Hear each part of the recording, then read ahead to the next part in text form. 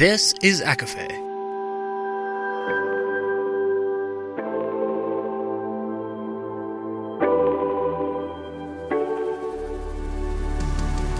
Laura Marie and Jessica Marie proudly present A Court of Fandoms and Exploration, a podcast. Fair warning, everything the hosts say is explicit, full of spoilers and adult content and shall not be used against them. They have opinions. Let's try not to drag anyone for expressing themselves and just have fun for an hour. We all deserve it. This episode contains spoilers from Cruel Intentions with mentions of Gossip Girl, Buffy, and Save the Last Dance. For full list, please see show notes. There are also discussions surrounding sexual assault.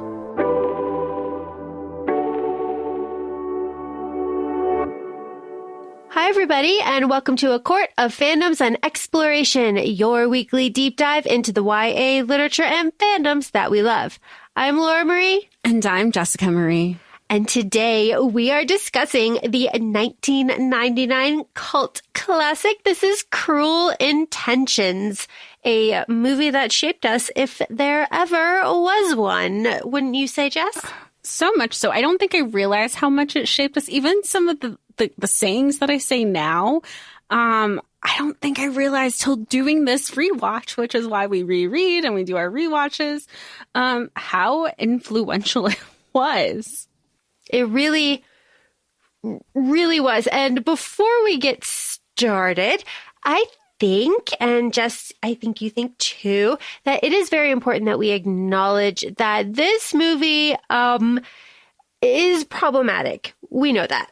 Oh, yeah. And on top of the fact that we already know they're like not great people doing not so great things towards each other, just the language that's used, the blatant homophobia, the racism, and even just like the microaggressions that come with the racism. I mean, we recognize it. We acknowledge it. We are not glorifying that in this conversation at all. And I think that's just an important thing we should know. Yes. And like Cecile, all of Cecile is problematic and terrible. Yes. All of it. Yeah. So what we are doing is going into this, recognizing that all of these actors were over the age of 18, knowing that Selma was actually the oldest out of all of the actors there. It was actually part of the criteria that everybody needed to be over 18 because of the conversations and the, just everything that was going on in this movie. That being said, it is what it is. Though the movie being rated R, because this was 1999, I think we were talking about if this movie was made today. I mean, granted, it wouldn't be. Maybe like lots of editing. This would have been PG-13. Maybe we'd be streaming it somewhere. I mean, you just see how the times have changed since 1999 when this came out too. And I mean, this was probably made in then 98. And if you backtrack, probably screenplay, writing and everything was 97. So you take that context and then, think about where we are, how far we've gone in 2023 and also how far we haven't gone. So there's a lot of recognition and things that we want to make well aware that we understand and we know it. And it's not like we're supporting it in any way. That being said, this movie shaped us as what's one of your first memories? I'm going to say this shaped us as children. We're not going to say our ages here. We're not going to say how old we were when we saw this the first time, because that's not anybody's business. I will say that the first time that I saw this, I had to have a chaperone that was over 18 to see this with me. That's all I'm going to say about that. It was an awkward experience for everybody involved. And I can only imagine. Ooh, very awkward for everybody involved, but looking back, very fun, hilarious. Would recommend, definitely. What was yours? I don't even remember the first time that I saw it, but I remember a specific Christmas, a specific birthday. My brother had gave this to me. And he actually gave it to me we exchanged our gifts early. So we knew what we got each other because we were just so excited. And then, but then we'd have to like wrap it. So we would show, on Christmas that we got each other something, and I had to recreate it. But he got this for me on DVD with a bunch of like my preferred candy at the time was dots. So he had a box, like a packing box full of dots that I got at the dollar store, stuffed that in this DVD. I tackled him. I was so excited. Like I said, I don't even remember my first time watching this, but I remember how excited I was when I finally got to say, like, this is mine. I get to own it. This is the best movie of all time. I remember the feeling watching this of watching something like sleek and like polished and unattainable, and like these people were untouchable, and I'm going to say both of us, we were young, probably way younger than you expect. And that had such a deep impact. I imagine, I don't know. I think like Gossip Girl maybe is like kind of a similar thing for people. Yeah, absolutely. Because I remember, because the year that gift happened, I was a junior in high school. So I remember all of the feelings and all of the, like, it transformed me in the sense of I wanted to be them. I wanted to live here. And I think I was even telling you, I was sharing with one of my friends that we were covering this movie for the podcast. And he goes, that movie instrumentally shaped my life. He goes, that movie is the reason I moved to New York. That's the reason that I moved to New York to pursue college. It's the reason that, flash forward to all these years later. And he goes, I have my life because of that movie, essentially. That's shaped me into like propelling me into the life that I have today.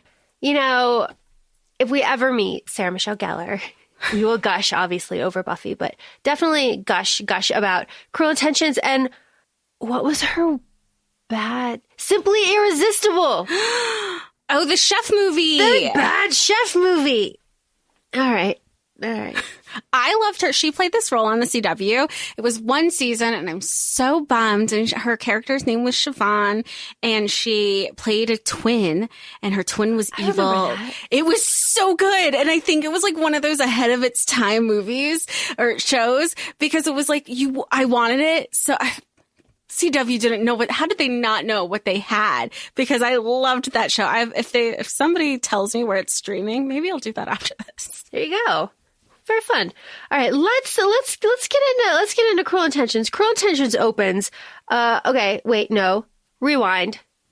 Character rundown? Well, no, I wasn't even going to do a character rundown. I was just going to say rewind.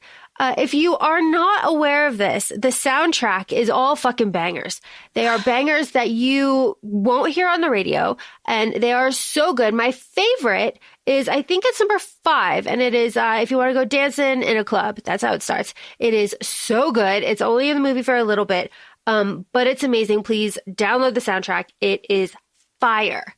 Just tell me these characters. Okay, so we have basically our main characters. You have Katheryn, who's played by Sarah Michelle. You have Sebastian by Ryan, Annette by Reese, Cecile by Selma, and Blaine, who isn't really a main character, but we just love Joshua Jackson, so we're going to acknowledge it. We love you, Pacey. Those are kind of like our mains. And of course, you have like Christine Baranski, who plays Cecile's mom, but she's just like a Hollywood icon. That woman works so hard. Ronald. And Ronald, Sean Patrick Thomas. I didn't look up the dates, but it was during that same time as Save the Last Day. Oh, yeah. He was all over it. Absolutely. Those are really like our key people. And Chris O'Connell plays he plays the drunk frat boy at one point who passes out, but his character is still discussed in like the conversations between Katheryn and Sebastian and Cecile. Yes. Excellent. Thank you so much. Back to the music. We open up with a banger. Sucker Love. Oh my God. It's so good. It's like banana sucker. Okay. This graveyard. Jess has a gripe about logistics of this movie because Jess is familiar with New York City. This graveyard is the road that you take to and from Shea Stadium. That is how I know it, because editor Sam and I went to a lot of Atlanta Braves games at Shea Stadium when they played the Mets. Jess, tell me about the logistics here. Okay, so I don't know which one we want to start with, because I feel like I almost want to say my logistics at the end, because they encapsulate all the little moments. But one of the things that we discussed beforehand, you were like, where's he coming from? Because he's not going. And you said, where is he going to? And I said, well, that's the opening scene. We know he's going to his therapist.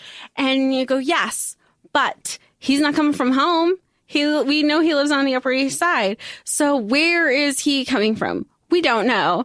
One of my gripes is we know he's going to the therapist, but where is he coming from? It's not until later in the movie that we know he's coming. He has his aunt who has she lives in Long Island year round. We're assuming he's like back and forth. Okay. So anybody from the area, we know it's summer. We already know the time. We know our time frame is it's after 4th of July, because that's when court breaks up with Katheryn. And we also know it's before Labor Day, so school hasn't started yet. Cecile later in the movie tells us about he's invited me to his family's place on Labor Day. He is back and forth between his aunt's house and Upper East Side so fucking fast. Has anybody tried to go to Long Island in the middle of the summer? That is I'm looking at a map right now. This is just like general Long Island. It just takes from the Upper East Side to get over to general Long Island 45 minutes to an hour. In the middle of summer, if we're assuming that they're out in the Hamptons, that's at least a 3 to 4 hour ride. It's easier to take the LIRR. You're not dealing with traffic. There's so many different ways. I'm going to go into a tailspin. But my point is, it's the middle of summer. This shit isn't happening. It's easier to take the helipad that's in Manhattan to get over to the Hamptons that gets you there in 20 minutes. Billy Joel does it all the time. Okay. End scene. I'm sorry. Amazing. We're done. But it's true though. And I do feel like if you are familiar with the area, then that would immediately pull you straight out and be like, what the fuck is this? Honestly. But moving on from that, we do have the beautiful view of the cemetery. And of course we have Sebastian in his car, and then next to his car, the journal and the seat next to him, it's all very telling. He goes to therapy. The therapist, shitty therapist. Yes, bad therapist. She was in the original Les Mis. Of course, this movie is based on Les Mis, which is based on Dangerous Liaisons. It's based on a book. It's all. There's 8 adaptions of this in a movie, and there's a book. Okay, look it all up. Terrible therapist. Yeah, I wasn't just aside from her being her, the whole just get over it and move on. I was like, what is happening here? What is happening? Hi, Tara. Nice to see you, Miss Tara Reid. Wasn't expecting to see you here. I know it's terrible. This is slut shaming. This is bad. Everything that Sebastian does is bad. I will find amusement in it though, because the computer reading off, "You are a slut," makes me laugh every single time. It's not funny. Why am I laughing? But it's fucking hysterical. It's just "You are a slut." And then Tara's just crying. And then her mom, of course, very typical. "How could you be so fucking stupid?" Victim shaming. We don't slut shaming, victim shaming. She's being a terrible mother. All of that. I like there are pictures all over the internet. When was the last time we said the internet? You bring up a fantastic point. Okay. This movie, I do feel like this movie is very special because it is like a little time capsule movie. This movie could not be made any other time, right? Because you have the existence of email. They talk about email. The internet is there. There's no cell phones. Right? There are cell phones, but not used the way that we would use cell phones. They're not texting. They're calling each other. Yeah. And it was a regular, very few.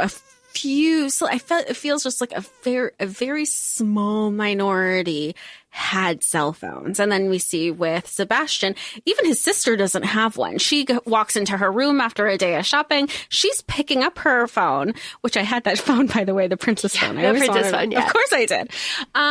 But he had people were calling each other. People were still having that human interaction. I mean, and later in the movie also, they even say, oh, nobody uses email, only geeks and pedophiles. And I was like, well, who's going to tell him? Who's going to tell him? But to your point with that, though, that's why they have they're writing letters. So, you know, in letters, you know, there's a paper trail, all that stuff. But it is a really, I only bring this up because we watched Glass Onion last night. It is a very specific, like time capsule where this could be made, because it couldn't be made now because everybody would just be all up in everybody's business, texting and everything. And it would be more of a Gossip Girl kind of thing.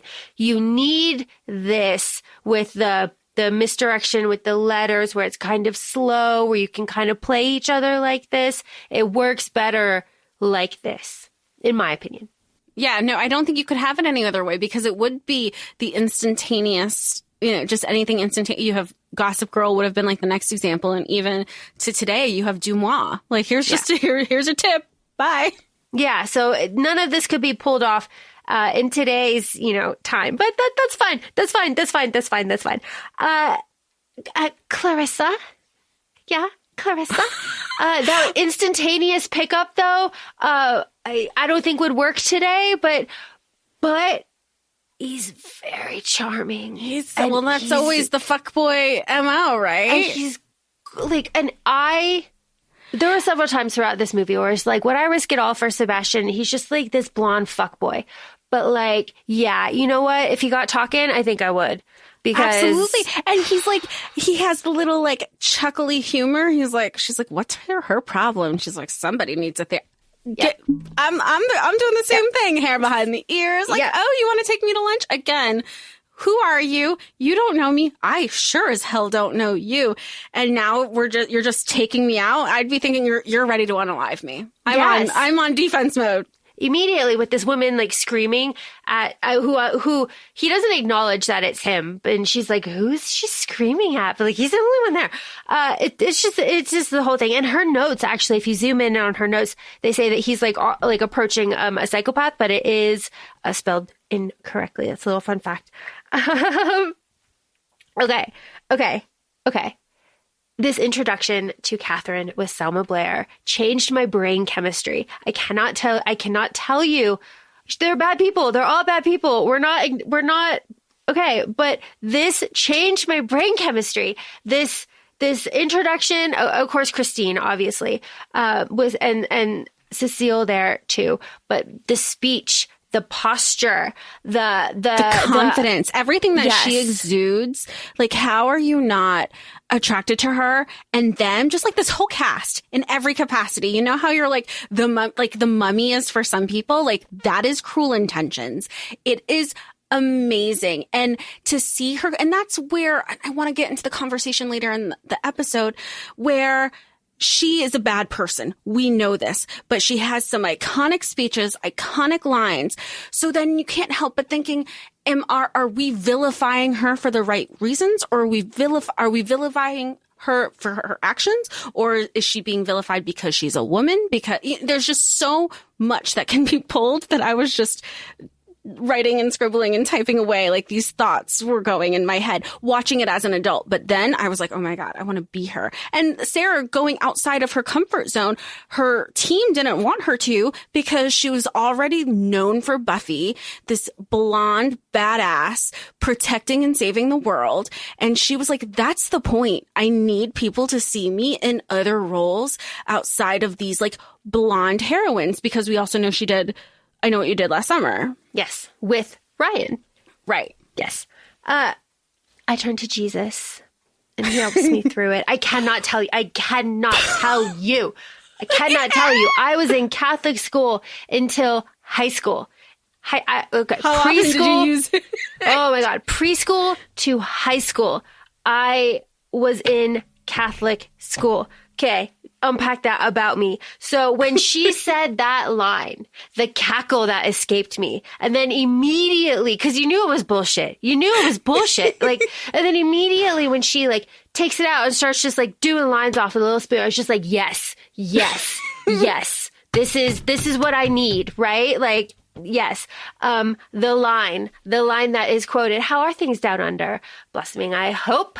The way that he delivers it, the smile, he's in the sunglasses, like, and I like the costuming here too, because Bunny, Mrs. Caldwell, is in a beautiful green suit, and Selma has like green with the little koala. It's very cute. It is a rare. Do they age her? I feel, well, obviously they age her down for the role. Is she supposed to be like this incoming freshman? I don't know. I don't know, because like she's supposed to be like 15, right? Like, but they don't ever address it, and they don't address like maybe where, because of the context of the film. They did that intentionally. Okay. Yeah. So like, I don't know. In my head, she's like a junior. I don't know. Okay, but like, she's also we also know she's very sheltered. Yeah. Okay. So that's where I was in my head, because in my head it would be weird for like a 15-year-old to be seeking out like a 18-year-old mentor, like in Katheryn, like 13 to 15 or 15. I think it's also, maybe it's like a society, like not secret society, but like society circles, like and high society circles. Yeah. I think maybe that's what it is. I know that Cecile's parents were really hoping for her to be kind of like in this curriculum, not necessarily like extracurriculum, but that academic setting.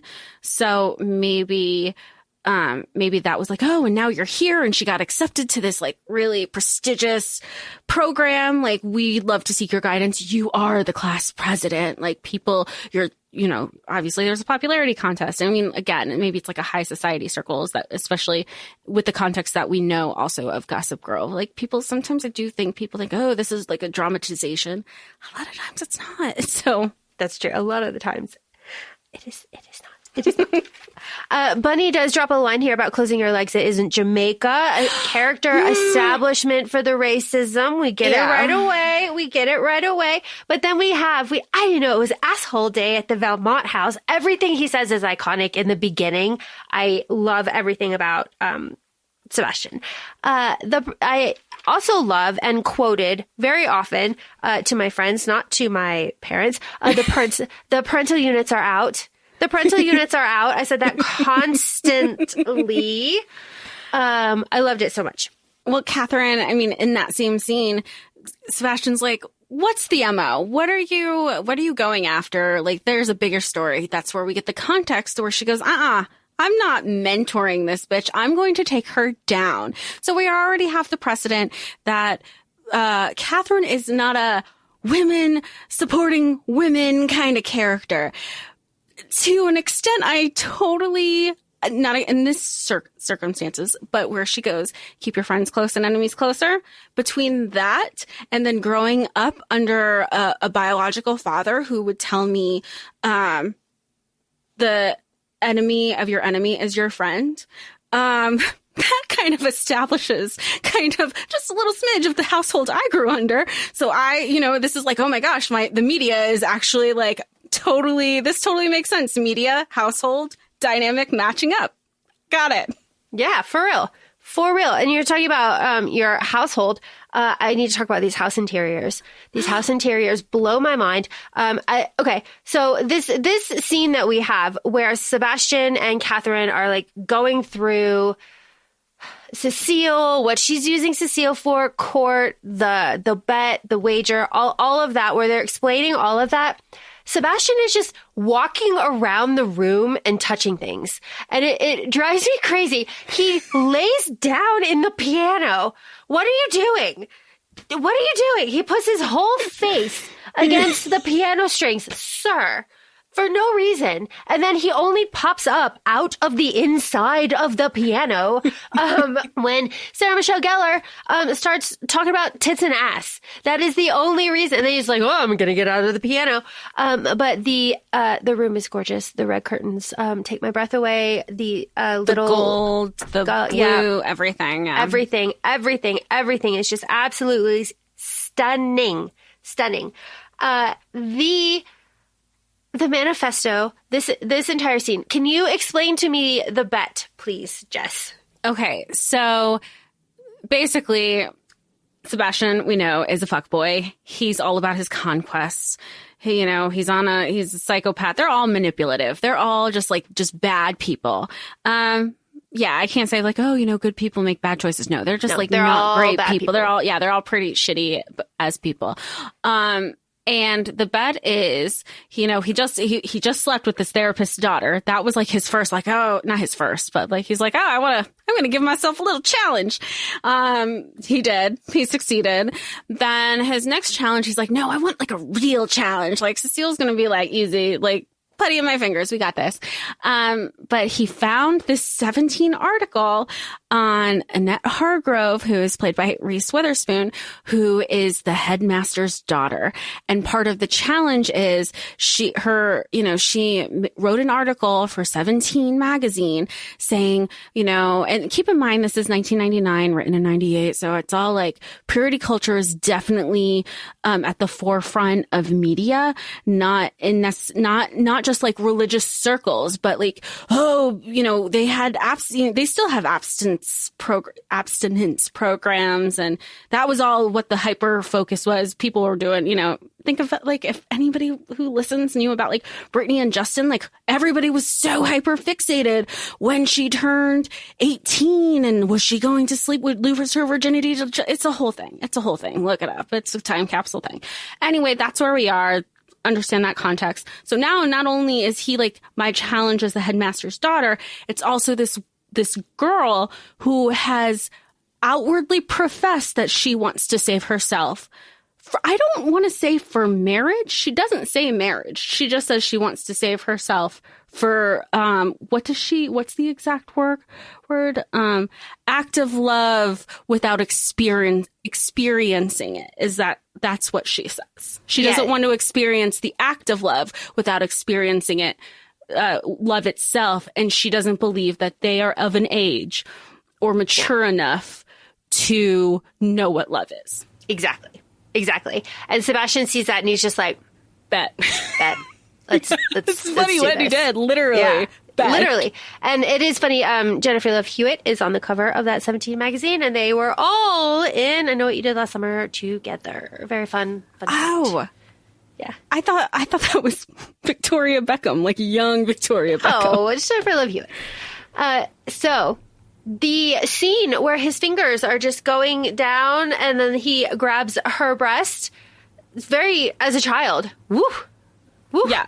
Well, and okay, so that was the other part of the bet. So now we know what the bet is and the winning and the losing. So if Sebastian loses, he has to give his Jaguar Roadster to his stepsister, Katheryn. And that's the dynamic. They are step siblings. And Katheryn says, okay, and if I win, if Katheryn wins, she gets the Jaguar. If she loses, he gets to fuck her. And he's like, he's trying to like play it off. He goes, why do you think that I want it so bad? She's like, I am the one girl that you can't sleep with because we're related. Yep. So like, that's its own thing that I want to talk about in pop culture today. But the follow-up to that is... Like, he rejects it. He's like, no. He's like, then what makes you think...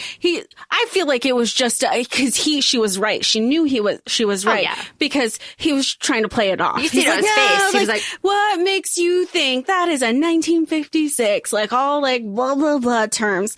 Jaguar Roadster. And she's like, I'll let you put it anywhere. She offers the ass. As she's, like, showing her ass, saying it. And he's like... Yes, deal. Yes. On it. Yeah, he's like, all right, let's wrap this up. Let's go. He's definitely a butt guy, because even later maybe in that scene or later, they're talking about Cecile and she's like saying young supple breasts and her like perky this and her ass is so like everything is a virgin to you for Cecile if you go after Cecile too. So like he's a butt guy. He checks out Reese's ass when she's walking up the stairs after they first meet. So there you go. And I didn't think it was him. I thought it was us. Like the audience. And then they first meet at Rosemont. Is it Hall? I don't know. I'm going to say Hall. 100-year-old house. Gorgeous house. Oh my God. The Rosemont shooting house is in Long Island. Now we're getting into locations. Yes. Yeah. So now we're wait. Go back. Walking back, if I walk back real quick about my problem with logistics is there's an extended like director's cut scene or a director's cut version of this. And you can tell like where they cut badly and where they cut badly is the continuity between Sebastian leaving Katheryn after they kind of like talk about the bet and she like, you know, all that stuff. He walks into his room to write in his journal after she says like, you know, that's so queer. We don't condone that. That's what she says. And he walks in and he like slams his journal on and he like lights a cigarette. And then she calls to him and he turns around and she's directly across the hall standing in her room. But it's like 2 seconds. So was she right behind him? And then like he went into his room and then she immediately went into her room and then watched him light a cigarette and was like standing there the whole time and then it doesn't make sense. It's a bad, sloppy cut. It has bothered me my entire life. Now I have to rewatch it. Yeah. That scene specifically a third time within the last 24 hours and really be like, wait, what? Yeah, it doesn't make sense. It's a bad, sloppy cut. All right, I'll step off my soapbox. So now, flash forward, we're in Long Island. Sebastian's visiting his aunt. Aunt Helen. Now, the reason why we're here. Loved it. Fuck me. Aunt Helen. It's so oh my God, we use that How often so have you much. felt like that? No, around certain family. Like, fuck me. Yes. So, oh my God. It's so funny. And his facial expressions are so funny when he does this. So good. So we're now in Long Island. And so we're going to assume the Hamptons at this point, really. And so he's visiting his family. And Annette, and the reason is Annette is staying with his aunt.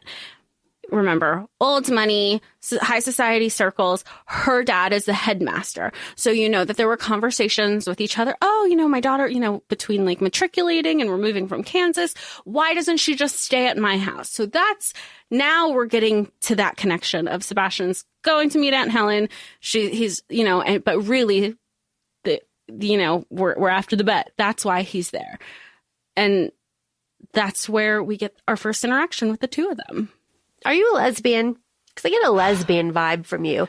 Because she doesn't want to fuck him? Yeah. Like that, like exactly damn. how... Sir. I always count on men to have the audacity. But the language there, though, I just get this lesbian vibe from you. Holds up, right? Like, we're still using it. I mean, it's definitely homophobic, but yes. people still attack others for just like that. Yeah, it's still like that's why you're like, this is so problematic. So did it age well? No, but there's a lot of shit that's happening now that still shouldn't be fucking happening. One of my favorite lines that Ryan says is right after this. And she's like, well, I'm well aware of your reputation, you know, da, da, da, da, da, da, da. And he was like, oh, how did you know? She's like, I'm not going to tell you, whatever. He's like, that's tacky. Just the way he says it, he's just like, it's tacky. It's just like, well, and I like that he kind of needles in little things like every interaction. Are you going to tell me now? It's really rude if you're going to quote things to me, if you're not going to at least have the gall to like tell me who's talking shit about me. If they don't want to say it to my face, at least you should. I mean, there's a little respect there. I would also want to know who's like bad mouthing me and like screwing up my schemes. I'm scheming here. Like who's talking bad about? And I'd also want to know like we have the context with the Gregster and Blaine. It's like, you know what? At least if I knew the context, like if you want to hate me, like what was the TikTok that I sent you the other day? I was like, look, if you want to hate me, at least give me a reason. Like if you hate me for no reason, then you know what? Then that seems that's tacky. Yes. Oh my God. And of course, we're talking about like letters, and like letters are a big thing here. We're talking about the letters that Annette was exchanging with somebody that was telling him about, you know, warning her off of Sebastian. And then we have love letters between Ronald and Cecile. I don't love that Katheryn blames the help, but Katheryn is a bad person. And if you watch that scene, Mei Lee does look at her like, bitch. Oh, I was looking at Mei Lee. I thought Mei Lee was smiling because she was in on it with Katheryn. Yeah, I was like, ooh, they're on this together. It's so good. It's so good. You know, Cecile, all of Cecile, knowing that Selma Blair was the oldest in the cast makes everything that Cecile does funny. And that is the context that I have in my head when I watch it. She's old, playing a child, like playing like this young, naive child. So it's funny when she does all of this stuff. She's like, I suck. It's like, Selma, you really had a lot of fun doing that. You just, she had to, there's the moment where they're first going back to like a flashback with Cecile and she's in the boat hat with the ice, yeah.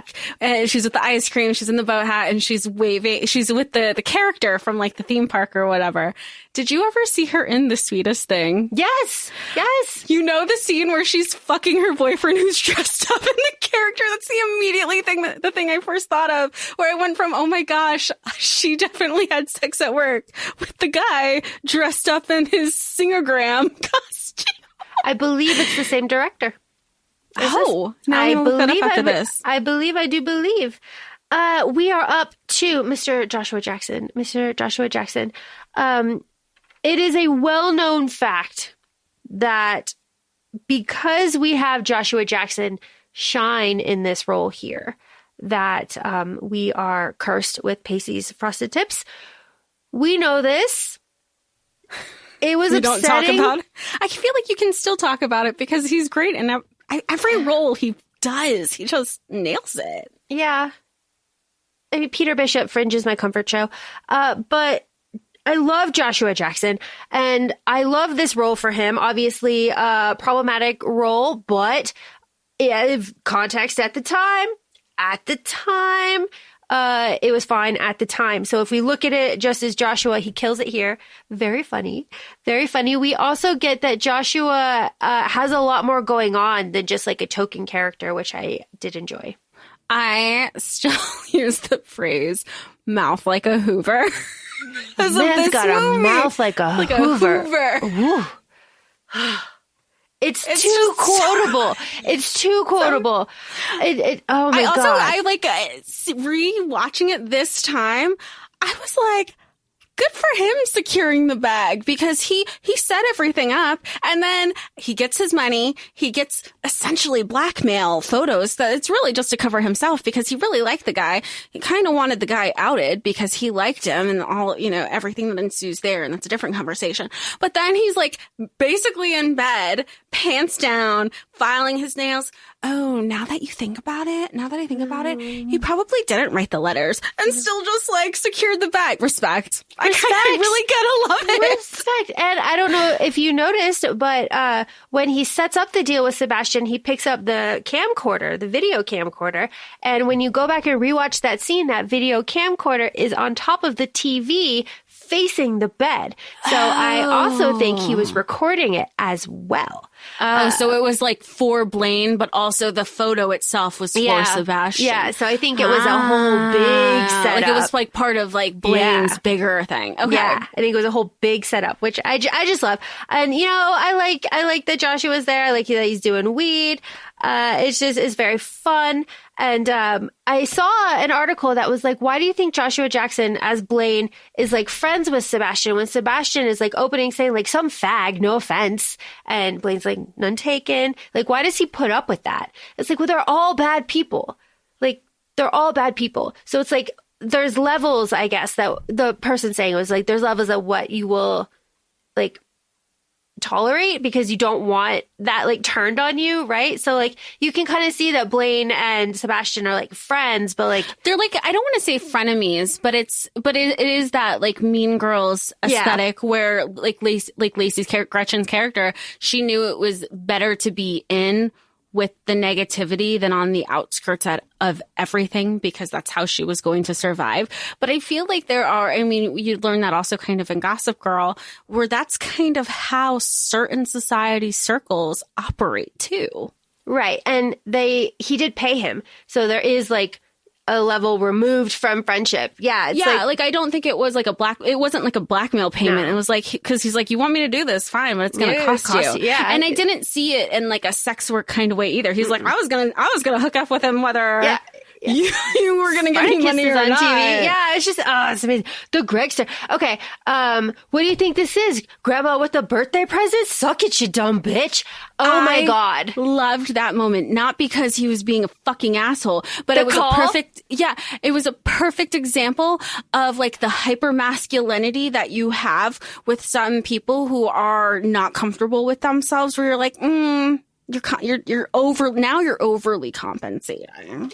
And then like Blaine calls, he's like, hey Blaine, like he just kind of like, Blaine just leans into it and he's like, hey Blaine,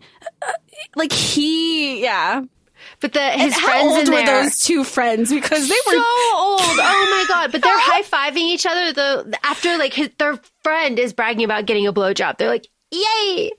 Oh yay. My God. Oh my God. Boys. Locker room talk. Fuck off. Bullshit. Boys. Oh my God. It's just so good. We're up to the kiss. The kiss starts with the first nice day in Central Park. That was the setup for filming it. It was like the first nice day, and like they were going, and that's why everybody was out, and the park was packed, and everybody was watching them film this kiss.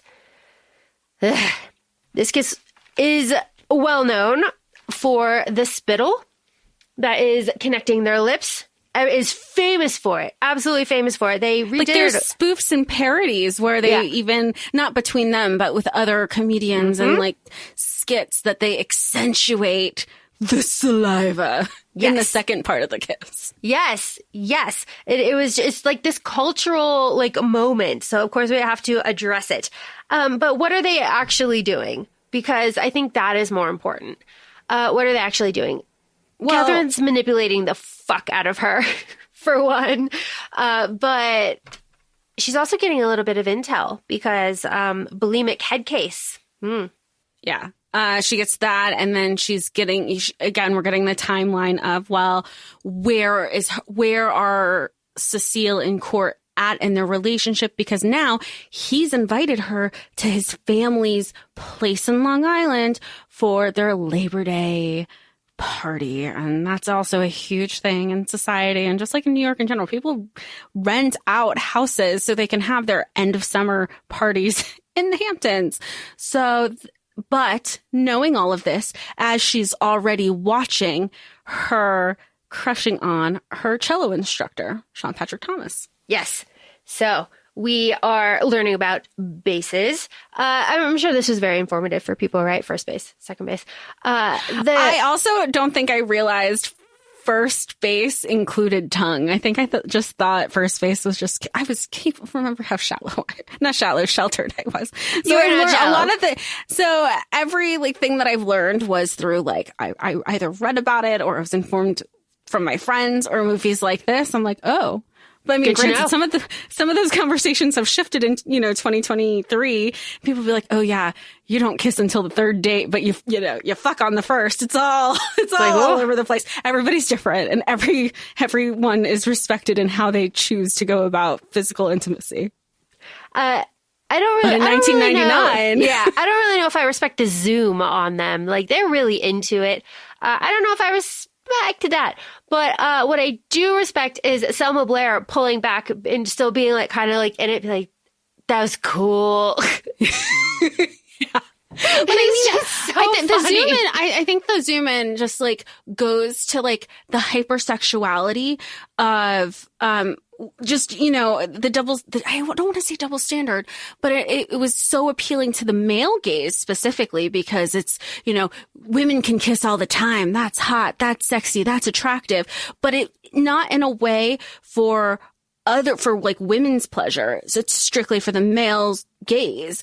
Whereas like if we wouldn't have gotten a scene like that with two men doing like if we're thinking about like Wicked Beauty, specifically that book, and we think of like Patroclus and Achilles having that moment on screen, that would have not happened in 1997. No, not in a media, maybe like on like Cinemax After Dark or something, or Showtime. Yeah, no, definitely not though. It is quite something, but it is presented though as a teaching moment which can also be construed as kind of nice, girls helping girls, kind of weird, teacher-pupil situation. It can go either way. It is what it is. But you cannot argue that it was a cultural moment. My cultural moment is seeing Ryan's ass in this pool. You're really good about butt updates. Is this a stunt double? Because it was a very nice butt. No, I fully believe that this is his full ass. And I hope it is. I never want anyone to tell me that it isn't. It's beautiful. Is it not just gorgeous? You just want to go up and like... Yeah. I'm no better than a man in this episode. I'm so sorry. I'm no better than a man. But, okay. First of all, Katheryn's room is blue. Everything is blue. Katheryn's room is blue. This pool room is blue. Reese's pajamas are like blue. Her bathing suit is blue. Right? There's a lot of blue. Ryan, when he's coming, or Sebastian, when he's coming up the stairs at quote, quote, Penn Station is in blue. I associate blue with Reese's color, even though, she wears a lot of other colors during this, but, I'm just calling attention. I'm calling attention to the pool. I'm calling attention to blue. I feel like she doesn't wear a lot of other colors outside. Like she does white. She does white. For purity. White stands out. And lavender for the old folks home. But she's in blue a lot. So I'm just calling attention to it. The love bombing here, I'd fold immediately.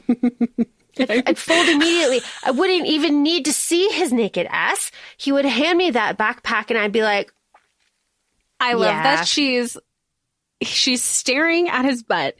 He turns around. He knows what he has. God knows he knows what he has, and she's still not saying anything. And he's like pausing a beat, and then goes, "Can you let me put my swimsuit on?" And she's like, "Of course, sorry." And she's like, "This is so embarrassing." But then he gets into the pool immediately after. You were like, "He's skinny dipping. He does not put his swimsuit on."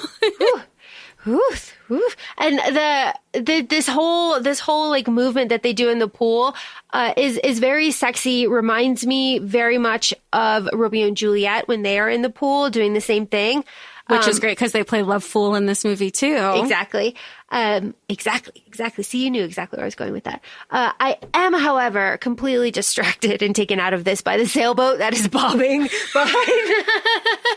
What the fuck is that doing there? It's just like, woo, the whole time. And she's like, you listing out my attributes on your finger is going to get nowhere with me. I'm beautiful. And the sailboat's just like in the background. I cannot focus on anything else. It takes me completely out of it.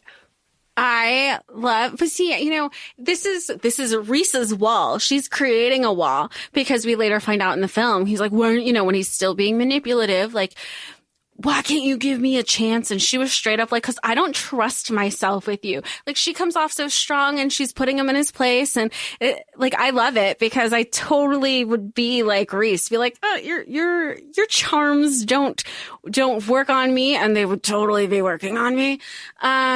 But she calls him out, like, she knows, she's self-aware, but she's still trying to protect herself, obviously, and give herself that distance. That backpack, again, like you said, where she's like, you didn't have to. And he's like, fine, I'll take it back. She goes, I said you didn't have to. Not that I wasn't going to keep it. You just didn't have to. Thanks. Yeah, it's like, thank you, sir. I'm going to... again, the love bombing, that would work on me. But she storms away. And then we move on to the baby scene where baby, right on time, the stroke of midnight. It's just these little jokes. Is that part of the same night that he essentially he got out of the pool? It's like, oh, look at the time. And then he went over. And then so he left Long Island and went back. Is Blaine on Long Island or is he? We don't know. In upper, okay. We don't know. I just assumed too. No. Oh, this is such a question now that I have, though, because Blaine said that Greg is back from Kansas because they have football practice. If they have football practice, they're at Manchester. They're somewhere. So now I have to assume that the Manchester school isn't in the city. We never find out where Manchester Academy is. But now I have to think it's not as upstate, but maybe the academy is in Long Island somewhere. I don't know. Here we go. The logistics. This is where it takes me out of it. And I've never been this way when I was watching it, but here we are. I do have to say the very quick call when Katheryn calls Sebastian when he's still in the pool and she goes, "Fuck her yet?" He's like, "I'm working on it." It's like, "Call me later." Talk to you later. Bye. See, I love it. That conversation felt very much what you would have with siblings. Yeah. But then like that's the whole taboo of it all, which is the whole other conversation with when you talk about Gossip Girl with Serena and Dan getting married. They But they're step-siblings. Oh my God, the whole thing. Anyway. I do love when Sebastian finds out that it was Bunny Caldwell through Greg. You know, there's a lot of manipulation going on behind the scenes. But he using the blackmail, Greg goes and talks to Annette and really talks up Sebastian and says his reputation is like kind of bullshit and he's a really good guy. And then we cut back to Katheryn watching the surveillance footage of Cecile and she's doing that headstand and she's just like so frustrated. She's like, moron. And then she's like, fine, what's wrong with you? I have done that. I have had a little moment and I've just like, and then I've just gone to the next person. I'm like, what? What is wrong with you? I've done that. I'm not proud of it. I'm just saying. No, because she was like, because keep in mind, couldn't have paused it. It was just like a live feed she was going. Yes. Like, stop because it was in the context of stop moping. Tell me what the problem is because I got shit to do. So I do respect that. I love it so much. So then Sebastian vows to destroy Bunny Caldwell because she is the one that has put the kink in his plan to fuck Annette. So to do that, he is absolutely going to destroy Cecile and make her a giant slut. This is where we get the settee and the blue balls. Yeah. We get this situation. And the "oh, come on" that is there. Yeah. Like they were doing some heavy outside the clothes petting. And then she's like, gotta go, you know, and they were kind of like, in a way they were dirty talking for what works for them, talking about like being horny and taking over the world and just like all the manipulation. And then he was like, come on, like, you know, good for her. Good for her. Good for her. So then we have this meeting at the dress store where Katheryn rats out Cecile to her mom. There's a cut scene here in the director's cut where Katheryn's credit card is actually declined here. Yes. And Mrs. Caldwell steps up to buy the dress, which is why Katheryn is wearing the dress when the elevators open and she and Sebastian are waiting for Ronald after this confrontation. That is a cut scene that is in the director's cut. That is incredible. Like, I just can't imagine where the story would have gone if her credit card got like, where was it so go? I get don't that. know. But wow. I mean, I was just like loving Bunny. I mean, who doesn't love a classic Chanel? Like, that's what it I know. was. Oh my God. Would I have anywhere to, like, I would look like I was playing a role if I wore one, but that doesn't mean I wouldn't love one. I know, right? Just, oh my God. So that was just a little fun fact. There's a director's cut out there. So, you know, just saying, my note says extended scene with dress. The racism that, that Bunny has when they're having the exchange where she's like, you know, this could get out for Cecile's reputation. And it was like Katheryn was leaning towards the reputation of like her just like being quote unquote promiscuous and like sleeping with the instructor. Yeah, that's what Katheryn was like. Bunny took just it and went ran. Yeah. And she continues with it when confronting the cello player, saying like, well, we voted for Colin Powell. And then when she's like, and then the microaggression, I took you off the streets. And he goes, I live on 59th and Park. And I don't know if anybody knows logistics, and I go in that area a lot for work. It is a great area. There's a great Joe and the Juice right there. I love their strawberry banana power shakes. Like, it is such a good area. But this is another logistics question I have. So he is from 59th and Park. Oh, I won't bring it up. Never. No, know what? No, I won't bring it up now because it is pertinent to the ending. So I will shut my mouth.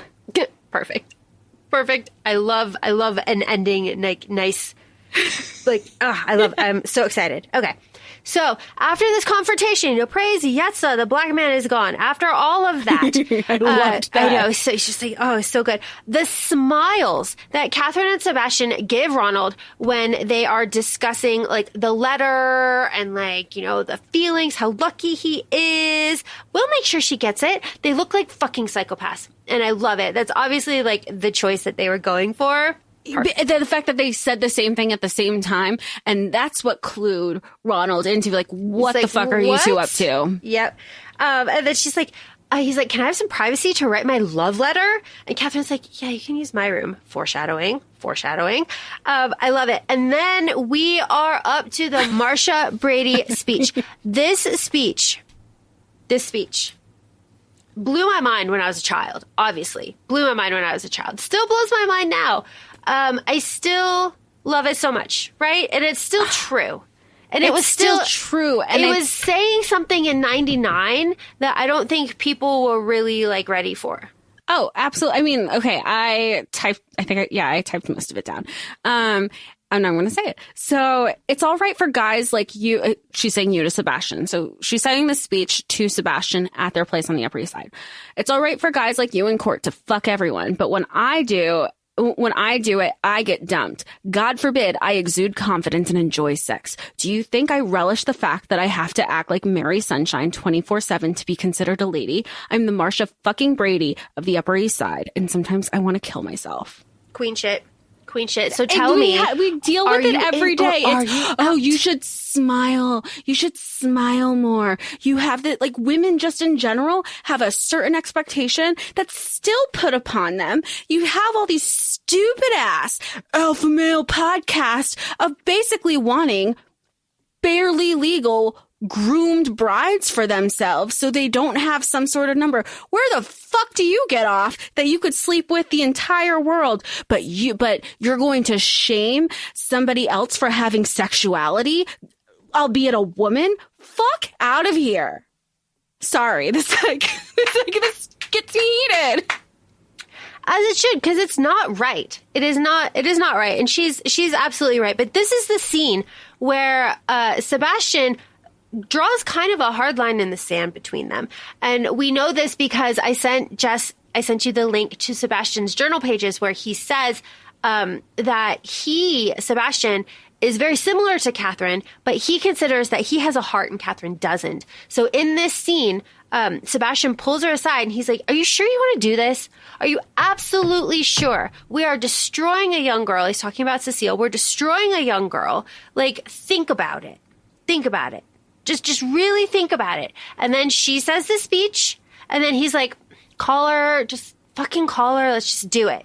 So, but that moment is where us, the audience, is like, oh, well, he paused. So, okay. We give him but see, that's part of the conversation that us as, I was going to say readers, out of habit, us as viewers are watching this and giving allowances for him, but not the female. Not the female character. Well, and that's... But they're both... I'm not saying that, like, what he's doing is okay and what she's... I'm not saying that. They're both still doing shitty things because we haven't even touched on the fact yet that Sebastian, trigger warning, sexually assaults Cecile. Well, that's now. That is the scene now. That's when they would, like, lock up. Okay. That's now. Talk to us about it now. This doesn't taste like an iced tea. So he gets her drunk. He takes advantage of her. He twists his words. He gaslights her when she's like, you said you'd give me a kiss. And she's like, yeah, I'm here. Here I am. I'm going to kiss you. Because in her head, she's already practiced first base with his stepsister. And he's like, I didn't say I wanted a kiss there. I wanted to, he wanted to go down on her, but that's not what he said. And she was like, no. And then he's like, but you promised me. And this is like, this is also just like gross that this was even part of the movie. But so this happens. And then, she's disgusted. Now they go from Upper East Side. They're back at Long Island for a day for brunch or whatever. And Cecile is like disgusted. She can't keep her food down. She runs off. She has to isolate herself. And Katheryn goes and finds her. And she's like, what's going on? And she was like, I was taken advantage of. Your brother did this to me. And then Katheryn does the victim blaming. Well, did you stop him? Did you say no? Well, did you like it? I'm giving a little caveat. She says he forced himself on you. She starts off that way. So yeah, what but it wasn't. But it was no, intention. It's accusatory. Yeah. It is not a nice. It is not a nice thing. But she does go down the list. It's like he forced himself on you. He forced intercourse on you. He forced you to give him a blowjob, and he was like, no, no, no.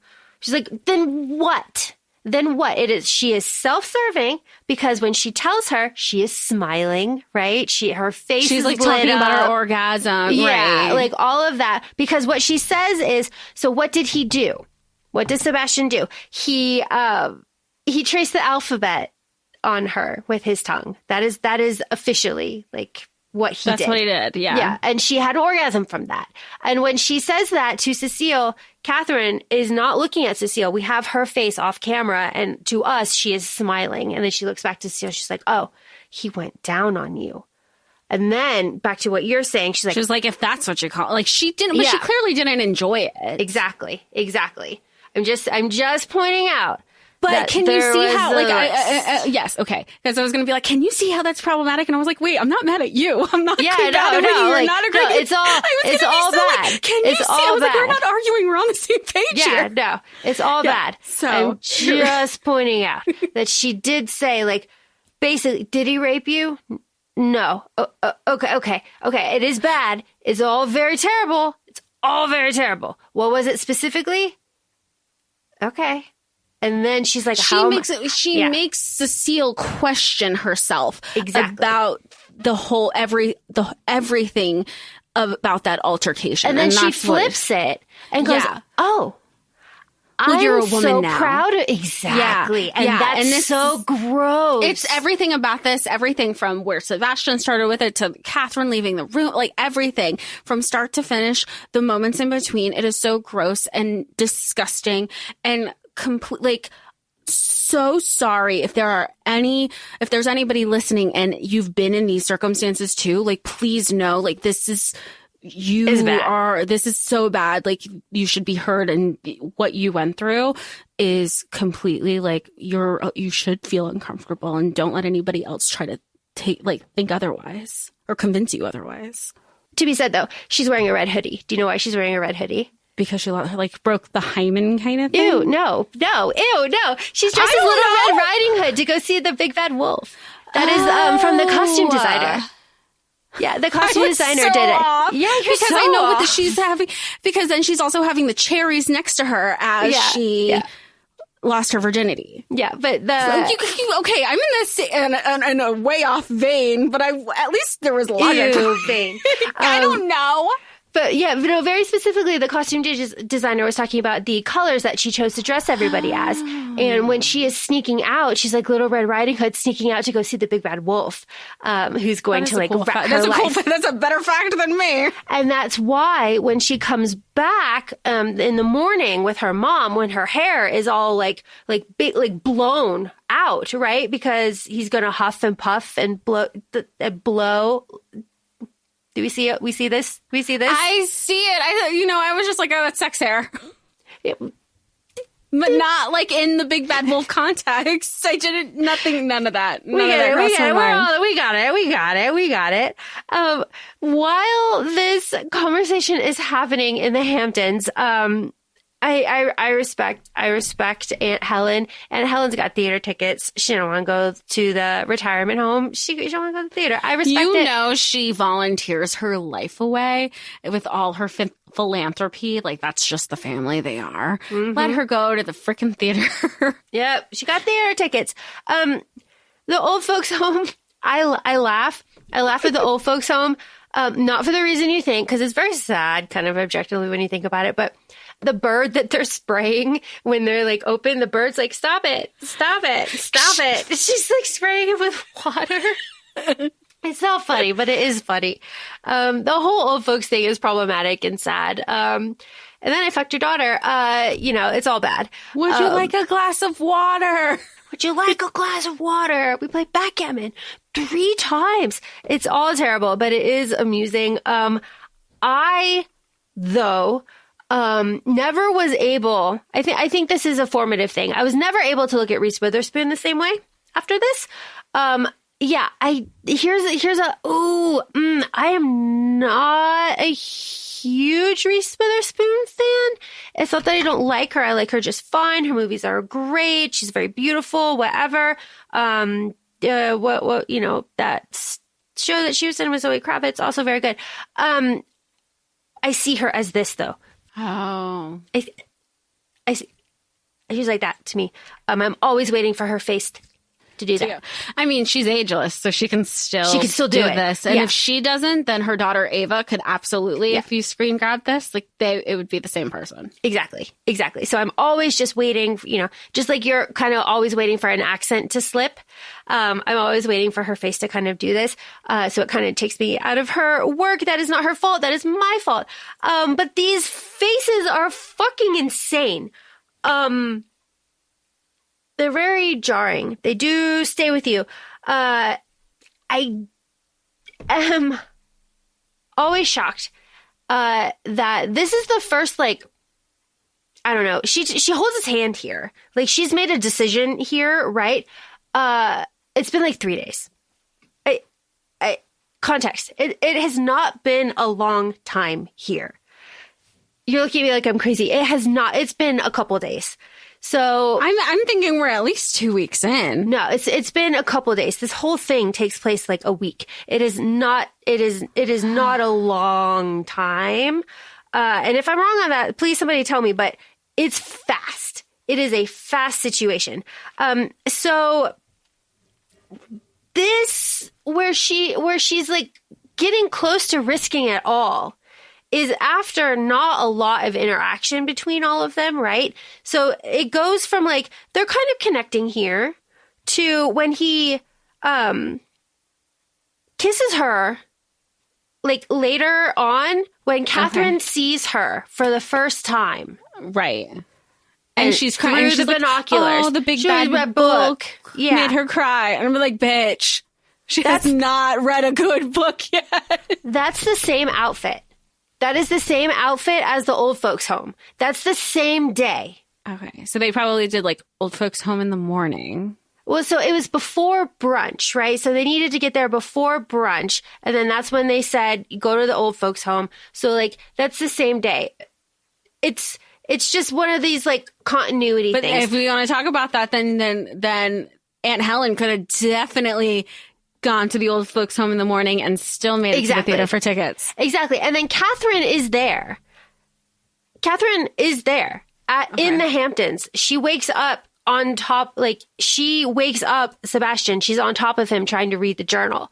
But this is where I keep thinking that the Hamptons is this is why I think that we've progressed further along sometimes, because logistics, it has me thinking it's a different day every time we're out in the Hamptons. And this just goes with my proximity and knowledge for being in this area as long as I had. I mean, even when I had family here and I grew up down south, I didn't know where proximity was for everything. So I soaked this shit up.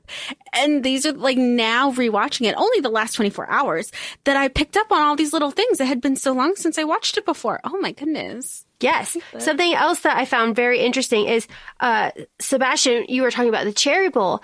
When Sebastian is having another go with Cecile, she kind of crawls on top of him to kind of be sexy, and he throws her off of him. Yeah, she goes, I like when I'm on top. Yeah. She's Katheryn does the assertive. same thing. Katheryn also throws her off of her. When Cecile goes oh, we're best friends. You want to have a sleepover, da-da-da-da, and goes to hug her. She also pushes her off of her and off of the chair, and she hits twice and falls down. I just thought that was... I love Cecile in that moment, because it's hard making friends, especially as adults. And you would think in an educational setting, it's a little bit easier. And she was like, you want to have a sleepover? Like, I would love to have a sleepover. Yes, thank you. But like, poor Cecile, she can't catch any clues. She cannot catch any clues. Poor girl. Okay. Our gaslighting king here. We're up to our gaslighting king. That's my note. That's my literal next Your little note, yeah. Sebastian gaslighting is my the next bedroom scene. This bedroom scene. Cause this is all the same day, right? This is all the same day. So this bedroom scene where Sebastian comes and he's like, I'm leaving. I can't be around here with you. Like, you don't trust me. Why can't we be together? Are you married to Jesus? This whole scene is the end of this whole long day that started with brunch. Just putting it out there. Okay. My note here is accuses her of being a hypocrite. Here's love right in front of you.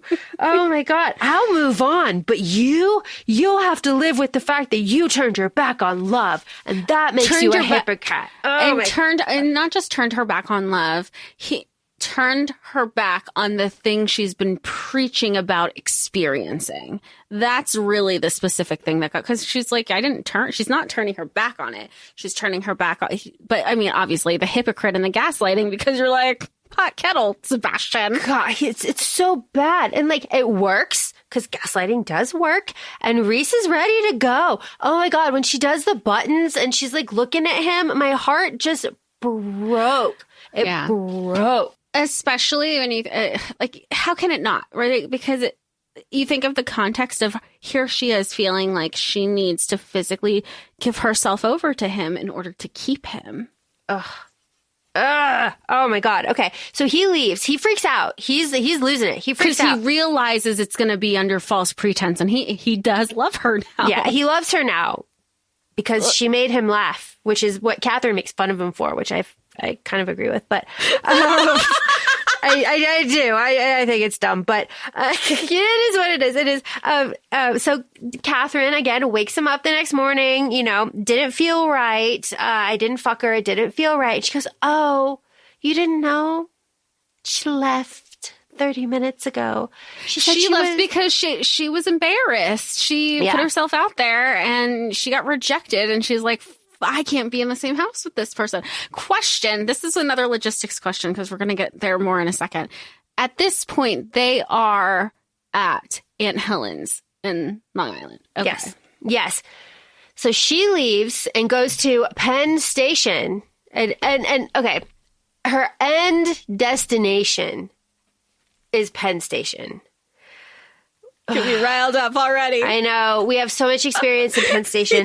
This is not Penn Station. I'm sorry. I'm sorry for anybody that thought this was. Penn Station is, I'm sorry if you like it, a literal shithole. And this is not Penn Station. Okay, so let's list off the reasons why it's not Penn Station.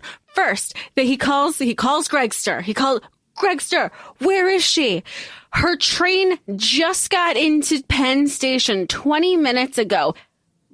Sebastian's still in his car. Boy is driving from Long Island. We know he sees the cityscape. We know he's on his way back to Manhattan. That boy, if 20 minutes ago, she's gone. If this is really Penn Station, she is not in that station anymore. You can get in and out of Penn Station 5 minutes. 10 minutes if there's a lot of people. That alone, I was like, how is she still there? And then, as much as who doesn't love Counting Crows are playing, Colorblind. Oh my God, the blue shirt. He's waiting at the top of the, love it, romanticize it. Yes. She takes, I counted this because it was a problem for me. She takes 2 steps off the escalator. Bitch, get out of the way. Thank you. Get out of the way. I was so pressed. I was like, anybody who stands directly in the exit area get of out an of escalator, the way. 2 steps. She took 2 steps, and I was like, you're in everybody's way. Get the fuck out of my way.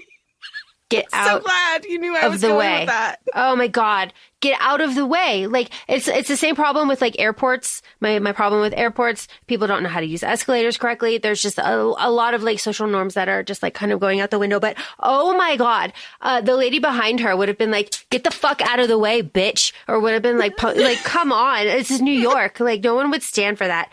Blue, she's wearing a blue dress here with red over top. I don't know what the red is, maybe heartbreak, or maybe she's going to the big bad wolf again in another red situation. Very fun. Do you remember the rumor that they were actually fucking here? Reese, Ryan? Yeah. Like in the scene? Yeah. That it was real? I remember hearing about the rumor loosely.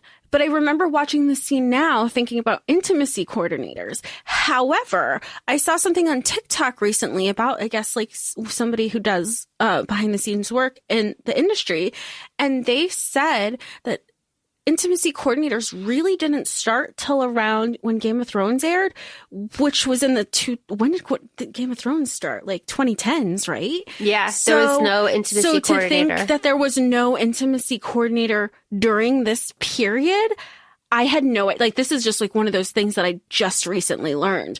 So I didn't realize that there wasn't an intimacy coordinator. And even now, a lot of times with scenes like this, they don't have like a full production. You have your intimacy coordinator, you have the necessary people who need to be in that room, usually like, the talent, the intimacy coordinator, and a director, maybe one person for lighting, but it's not like this full-fledged thing. So they were clothed from the waist down for here. Okay. So that's like fact. We know this.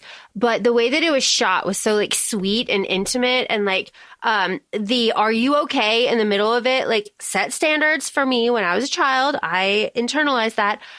But there were rumors because she was pregnant on the press tour.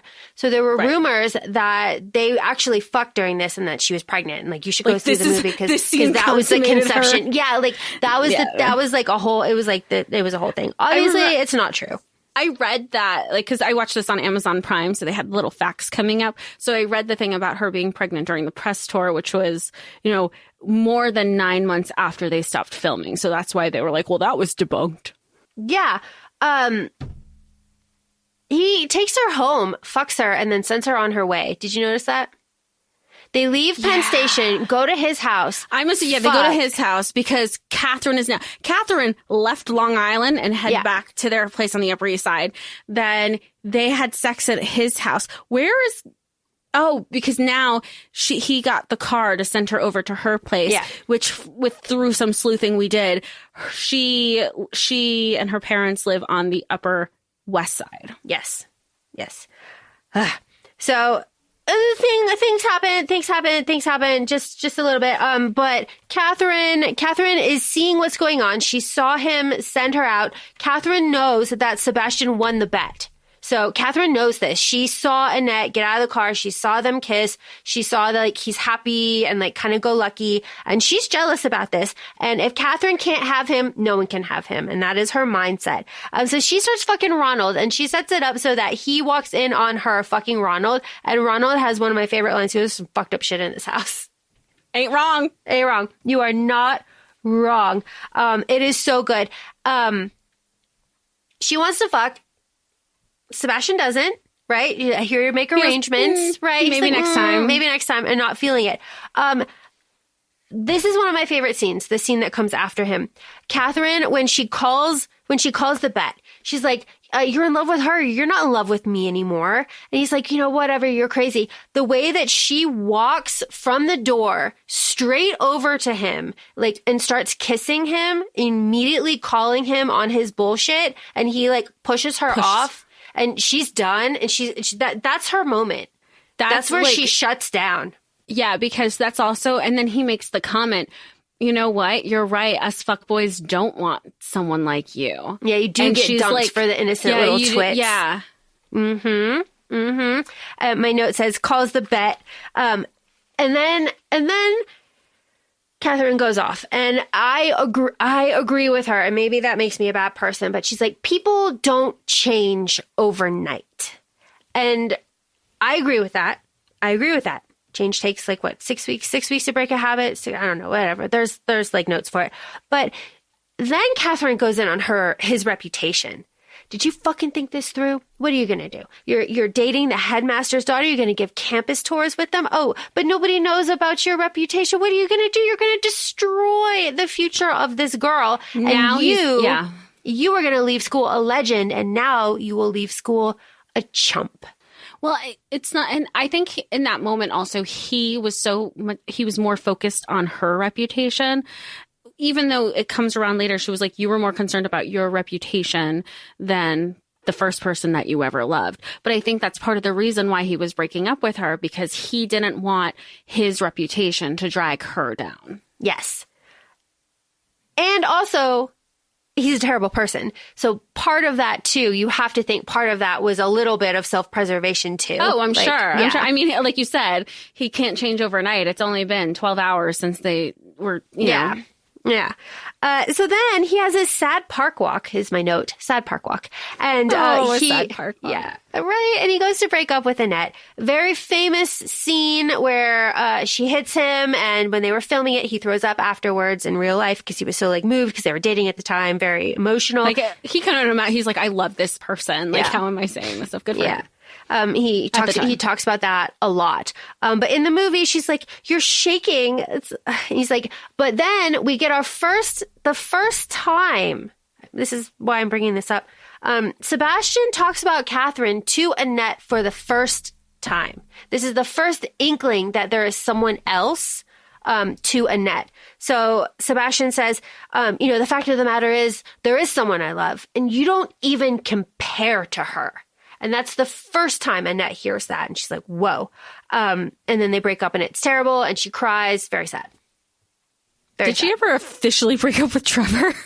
Trevor, I don't think so. Not to us. Not to on us. Screen. It could have been behind. Yeah. Maybe like she broke up with him in a letter, and then that letter was still like getting USPS over to Kansas City. After this, Sebastian goes to Katheryn, and Katheryn rejects him, right? It's all about the power for her. She was like, you know what? She's like, here's your victory over triumph, I think he said, over Annette. And she's like, my triumph isn't over Annette, silly boy. My triumph is over you. Yep. You're a little toy I like to play And I don't fuck losers. Yep. And I don't fuck losers. It's so good. Of course, it's devastating, but it's so good. That whole speech. Let me see my note. Because Sebastian does do a little bit too. She's like, I'm expecting company. And Sebastian's like, bitch, I took care of that. I expected your scheming bullshit. Like, it's done. He doesn't want you. It's us. Like, Sebastian's all in at this point for the two of them, even though Katheryn's like, you don't love me. You love her. You're still in love with her. And you left her because I threatened your reputation. It's just, it's good. It's good. And that's what catapults us, because I know this episode is running long, but that's so really like what catapults him saying like, because what does he say to her? He's like, I'm just going to tell her everything tonight. And she's like, because you're so in love, But he does. He goes, even though he goes to her house. Her parents are like, good for the parents. No, she's not here. Sorry. Like, you're really causing a scene though, bro. Like, I'll make sure she gets whatever this thing is you want to get.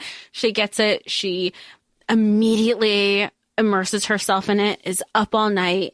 He's waiting outside her window just to see, like, not even expecting a reaction or like interaction with her, but just to gauge kind of where she is on everything that he's divulging to her, because it's not like he's divulging it to her. He just said, here is my most prized possession. Here is my journal.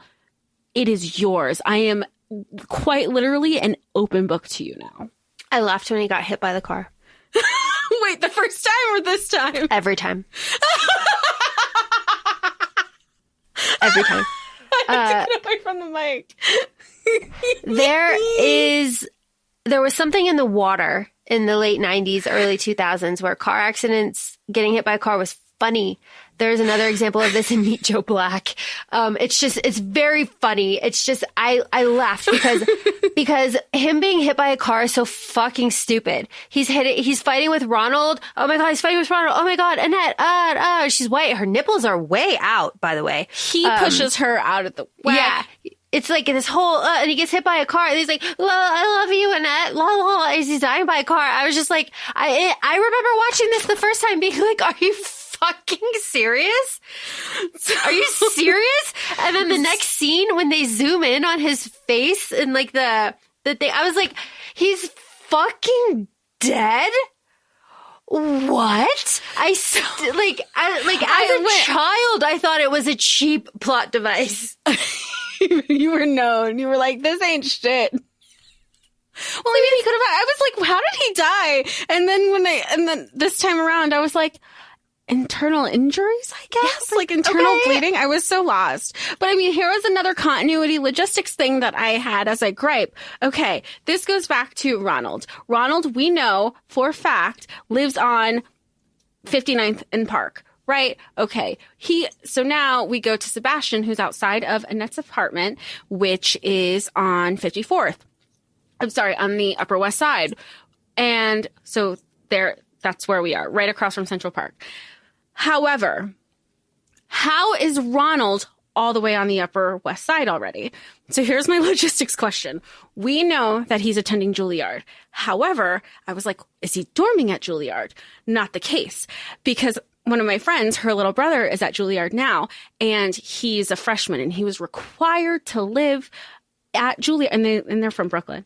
So they are required freshman year, basically, to live on campus. Cool. So that way they're matriculated, they're in. He's like a senior now, and he lives on the Upper East Side. Nobody, if you live on the Upper East Side, would say, I'm going to dorm on the Upper West Side for continuity purposes. So when he's storming out his building, I'm like, that's not the dorm. He's literally, there was just a lot of continuity issues, and it threw me off for this one because everybody's hanging out on the Upper East Side or Upper West Side, but it just didn't make any sense to me. Technically, he's supposed to be coming from Katheryn's house because he just came from her because she told him that Sebastian hit her, which actually happens in the extended director's cut. Oh, he did. He did does. hit her. He does hit her. I didn't know that because I thought it, but I mean, true to her character, I would have thought she just made that up. Yeah, but that's either when way he was like, works. But then he was like, but is she making up the Cecile thing? And he's like, no. But why is Ronald, see, and here's another double standard. Ronald's pissed that Sebastian fucked Cecile, but Ronald was fucking Cecile and Katheryn. Fucking men. Fucking men. Fucking men. Fucking men. This one's dead, though. So we have the iconic bathroom cocaine scene. The iconic Katheryn cocaine bathroom scene. Oh, my God. Oh, my God. She does it at the sink. Yeah, not even in the stall? Didn't you check for feet? For feet? You didn't check for feet? She's so confident she's alone in that bathroom. She is so confident she's alone in that bathroom. And, Reese just comes out and she's like, it's like, ma'am. Unbelievable. Unbelievable. That's their first meeting. Rookie mistake, Katheryn. Rookie mistake. That is Annette and Katherine's first meeting. And I remember the first time I realized that, it blew my mind. That is the first time. Yeah, because how many times have they all been at Aunt Helen's for under the same roof at the same time? Yeah, but they've never been in the same room. So this is their first interaction. And I love it so much. She's like, did you know Sebastian? It's like, yeah. You could say that. You could say that. But then she throws the Jesus line right back at her, which is when Katheryn's kind of like, because freak. I think, like, rereading it, like, obviously we only have 3 pages with the journal that we actually physically see, but you have to think that she goes, when I, and I need help or whatever, I turn to Jesus. We know from that scene, call back to the beginning of the movie, because I know you love a full circle moment, is Sebastian's walking in on this whole situation. And then he's like screaming at Mrs. Caldwell, like pretending she's deaf because she clearly doesn't know which house she's in, to be talking shit about him. So good. It's so good. good. It's good. It's good.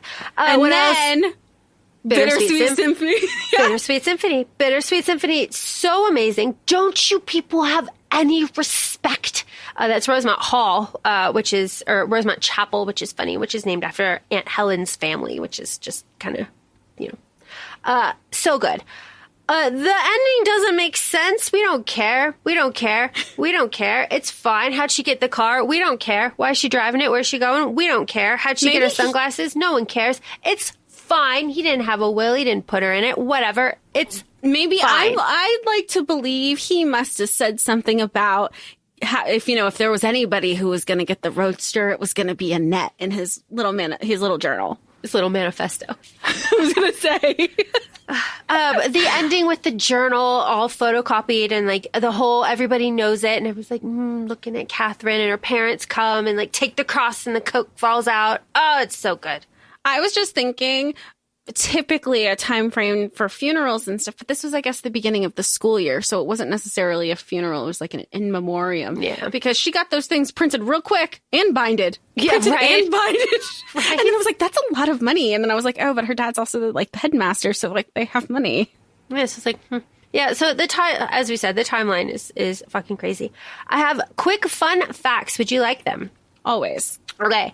The reason that this movie got made is because the director had a play with David Schwimmer, and that got very good reviews. So that got his name a little bit of clout, and he was able to get this all written. This was inspired by Welcome to the Dollhouse, and this movie took 12 days to write.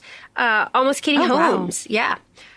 Almost Katie Holmes. For who? I believe for Reese. But for Reese, but they needed somebody that had a little bit more like oomph to it. And Katie was just kind of still, like starting.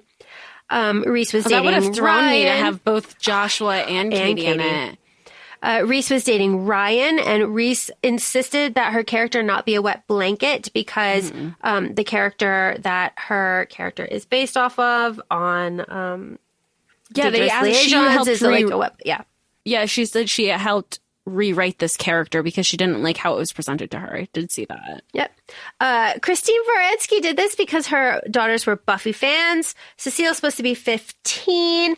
There is a cut scene, again, in the extended director's version with all the cut scenes and stuff with porn stars dressed as cheerleaders, and Sebastian is there. You can kind of see one of them in a the end of one of the scenes when Sebastian is on the phone and he calls Annette with her asking about the glasses. He's in a room full of porn stars on his bed. There was going to be a TV show about this. Yeah. Let's see. I feel like we don't talk about any of whether it's Cruel Intentions 2 or the TV shows. I feel like we just don't acknowledge them. Yeah, we don't acknowledge, Mean Girls 2. That doesn't exist. Yep. This took 6 weeks to film. All of the locations had to make sure that they were okay with having dark paint and everything put in them because they really wanted it to be luxurious and dark, and Cecile and Annette to glow with her light, bright colors. Colorblind was originally supposed to be the Smashing Pumpkins, but Billy said no. So, that was fun. The interiors, some of the interiors were a soundstage, but the exteriors were most of them were in New York. The parental units is based on a SNL skit from 75. Who knew? In German, this movie is called, I'm going to butcher this, the Eiskalte Engel, which is called Ice Cold Angels, which is very fun. Colin Firth was supposed to be Sebastian, and Meg Tilly was going to be Annette. I'm sorry. Going back, Colin Firth was Sebastian, and Megan Tilly was Annette in another adaptation of this as Dangerous Liaisons back in the day. They also dated. So Sebastian and Annette also dated in that version as well. Not a fun fact contributing to this, but all I could think of is how people have roles like this and do roles together, especially the colorblind scene. How do you not fall? I know some people are like, that's just part of the job. I would be dating every single person I ever had a romantic entanglement with as my character. If not an entanglement, at least a heavy crush. Even if it was unrequited, because I can't imagine doing roles like these and thinking you're not going to fall for the person you're supposed to be falling for on TV. I'd get it wrapped up so quickly. So quickly. Sarah wanted Katheryn to be as vicious as possible. There was a very successful musical that Sarah did the intro to that ran for a limited time in New York. Jonathan Rhys Meyers was almost Sebastian. The original title for Cruel Intentions was Cruel Inventions, but test audiences said it sounded too sci-fi. Cocaine was chamomile, which really fucked with Sarah's sinuses.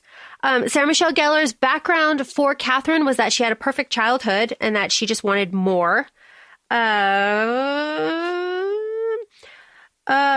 an alternative ending where Sebastian is just killed simply crossing the street. Colorblind was made specifically for the movie, which is also very nice. Sebastian does hit Katheryn in a deleted scene. There is another alternate ending where Annette keeps the journal and does not publish it. And this came out... But she kind of keeps it looming over Katheryn's head. It was part of that fun fact that I read. Okay. Yep. This came out, I think, the same year as 10 Things I Hate About You. Yeah, 99. Yeah. And... just random fun facts. The therapist is a hack. The manifesto, if you zoom in on it, is basically all type smash. You can't actually read what the manifesto is. Annette and Greg, if you think about it, how do they really know each other? It doesn't really make any sense. All of Cecile is terrible. And the very fast relationship, again, it doesn't make sense if you think about it. And again, Jess, as you pointed out, how exactly did he die from the car accident? Those are all my fun facts about the 99 cult classic Cruel Intentions. I'm so glad we got to cover this. Thanks for listening. If there's any other cult classics that you can think of, please let us know in our DMs. You can feel free to reach us at ACOFAE Podcast on Instagram. We're also both on TikTok, ACOFAE Laura and ACOFAE Jessica. Thanks so much, and we'll talk to y'all soon. Bye. Bye.